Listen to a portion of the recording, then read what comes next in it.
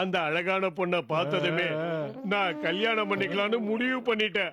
அவ எனக்கு தான். அது எப்படி நீ முடிவு பண்ணுவ? அவ எனக்கு தான். நான் தான் கல்யாணம் பண்ண போறேன்.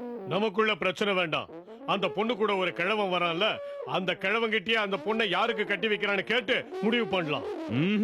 யாரையும் கேட்க மாட்டேன். தூக்கிட்டு போய் கல்யாணம் பண்ணுவேன். அப்ப அது வரைக்கும் என் கை என்ன பூ பறிச்சுக்கிட்டு இருக்குன்னு நினைச்சியா? வாடா மரியாதையா அந்த கிழவங்கிட்டயே போய் கேட்போம், அந்த பொண்ணை யாருக்கு கட்டி வைக்கிறான்னு.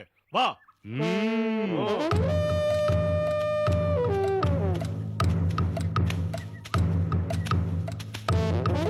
பெரியவரே நில்லுங்க. என்னப்பா, என்ன விஷயம்? கேளு. இந்த அழகான பொண்ணு யாரு? என்னோட ஒரே பேத்திப்பா. அப்படியா? உங்க பேத்திய நாங்க 2 பேரும் கல்யாணம் பண்ணிக்க ஆசைப்படுறோம். ஆமா, எங்களுக்கு கல்யாணம் பண்ணி வைங்க. எனக்கு இருக்கிறதோ ஒரே பேத்தி. அவளை 2 பேரும் மணமுடிக்க ஆசைப்படுறீங்க. அது எப்படிப்பா முடியும்?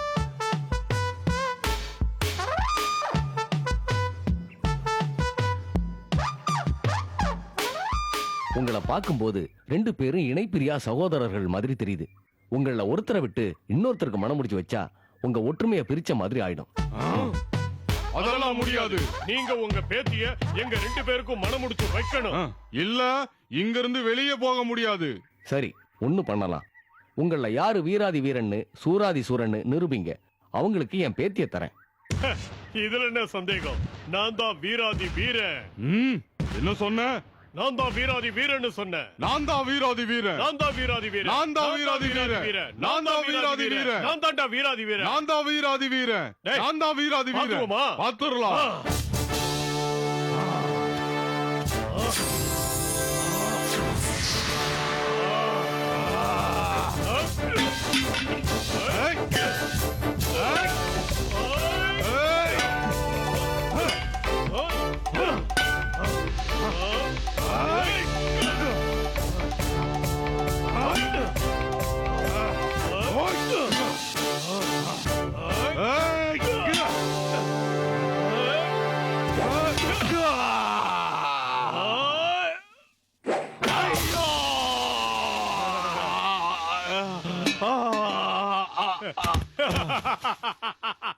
ஒழிஞ்சிட்டா. இனிமே அந்த பொண்ணு எனக்குதான். அவனை அழிச்சிட்ட. நான் தான் வீராதி வீரன். உங்க பேத்தி இனிமே எனக்குதான். நான் தான் வீராதி வீரன்.